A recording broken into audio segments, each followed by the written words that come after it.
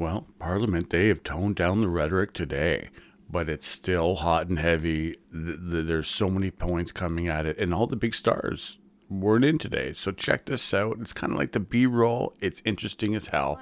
Check it out. Why doesn't the Prime Minister understand that Russia is not interested in a diplomatic solution? Why doesn't it send clear assistance to our Ukrainian friends? The Honourable Minister. All the members of NATO are unanimous at the moment. We need to go ahead through diplomatic channels. And there are 3 channels in place. The Americans talking to the Russians, NATO talking to the Russians, and finally, this is the way to ensure that there is a decrease in tensions. The OSCE is also holding diplomatic talks. It is time for our colleagues to understand that with the Unifier operation and others, we will continue to work on the situation. 33 million. 33 million. That's the number of Canadians who had their mobility data secretly tracked by the Public Health Agency of Canada without their consent. This unprecedented level of surveillance on our citizens came to light when the Liberals not only admitted that they did it, but planned on continued spying on Canadians for another 5 years. Protecting the privacy of Canadians is the foundation of our freedoms, and sadly, under these Liberals, the foundations of our democracy are crumbling when this type of massive overreach happens. My question is a simple one. Who authorized the secret spying on Canadians? The Honourable Minister of Health. Merci, Monsieur le Président. Je suis tout à fait d'accord avec mon collègue. Thank you very much, Mr. Speaker. I agree with my colleague. We need to protect people's privacy. And I believe my colleague also believes that we need to protect people's health and safety. And we are doing that together. We are working with the Privacy Commissioner to ensure that the methods used are appropriate when it comes to ensuring that the data used is anonymized and is being used to protect people's health and safety as well as their privacy. Barry Innisfil. Instead of being focused on normalizing lockdowns, maybe the Liberals should have been focused on keeping our economy open.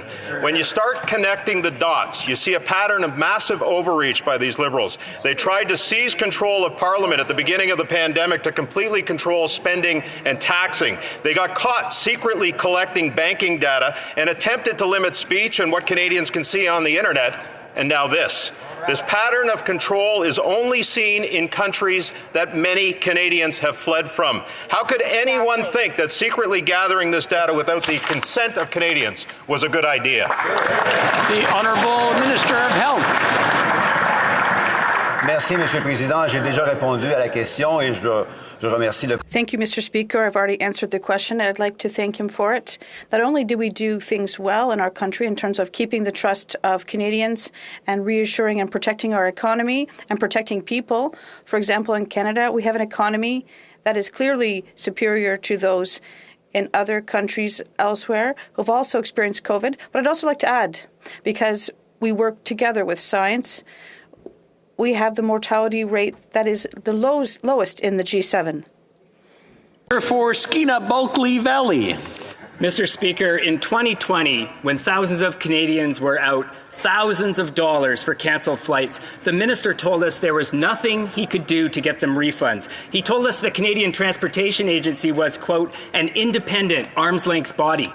Now we have documents showing the government wasn't just talking to the CTA, but actively convincing them to let airlines withhold refunds. Why were senior government officials lobbying the CTA to protect airlines' bottom lines instead of standing up for Canadians? Hear, hear. The Honourable Minister of Transport. Thank you very much, Mr. Speaker. And I want to thank my colleague for reminding us and reminding all Canadians that our government was there to help Canadians with their refunds. Our government was there to help airlines who were struggling with COVID for support to save jobs and to save the skills that we need and to save our economy. So I want to thank him for that reminder because our government will always be there helping Canadians, Mr. Speaker.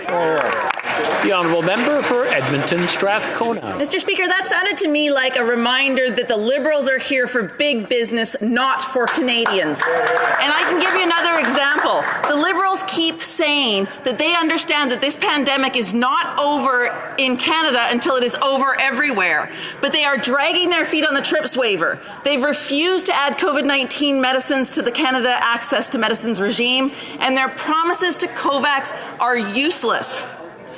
Will the Prime Minister finally take the action necessary to ensure vaccine equity around the world? The Honourable Minister for Small Business. Excusez-moi. Mr. Speaker, our government will always be and have always been a strong advocate for vaccine equity.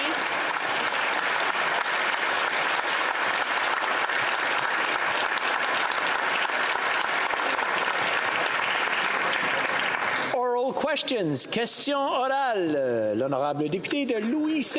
The honourable member for Louis Saint Laurent.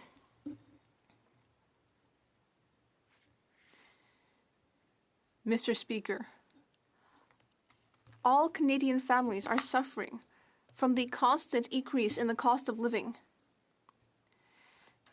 It's been 30 years since it was so bad. And in his latest report, the parliamentary budget officer didn't mince words. He said that the government's plan to spend $100 billion does exactly the wrong thing. That spending won't help the economy. Instead, it will make inflation rise further. Why isn't this government listening to the PBO? The Honourable Deputy Prime Minister. Mr. Speaker, the Conservatives keep denigrating the Canadian economy. So then let me seize this opportunity to give you good news.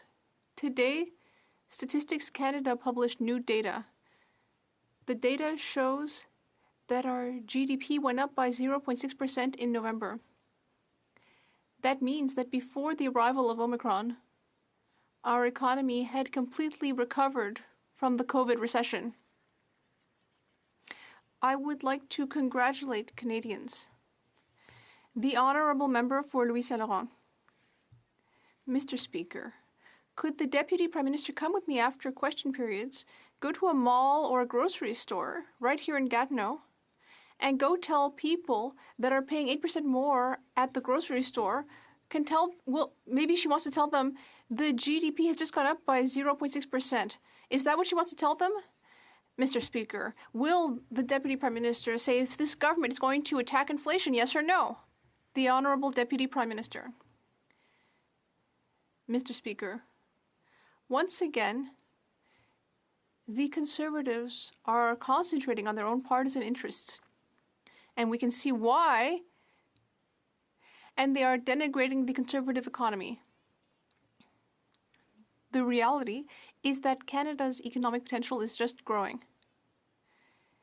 The IMF recently projected that Canada will have the second highest growth rate of countries in the G7. The Honourable Member for Louis Saint Laurent. Mr. Speaker, I would ask the Deputy Prime Minister once again to come with me to the IGA in Gatineau. And she can say, oh, Madame Tremblay, don't worry about groceries. The IMF says everything's going great in Canada. But that doesn't change things for Madame Tremblay, Mr. Speaker. Just like everyone else in Canada, she's paying more for groceries. Why does the Deputy Prime Minister have this kind of contempt for Canadians who are paying for Liberal inflation? The Honourable Deputy Prime Minister. Mr. Speaker, I would like to say for my dear and honourable colleague that it is not only Madame Tremblay who is going shopping. It is also Madame Freeland who goes shopping every week for her family. But for our government, facts and data are important. And it's important to underscore that inflation in Canada is underneath the G7 average. It is beneath the G20 average and the OECD average. Rose Hill.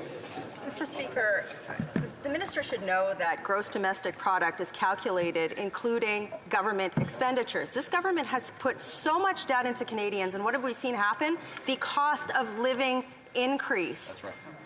This cost of living increase is affecting regular Canadians. Certainly somebody with a $270,000 a year salary should not be trying to equivocate with somebody who cannot buy $60 a bag groceries. Will the minister apologize for trying to make that comparison?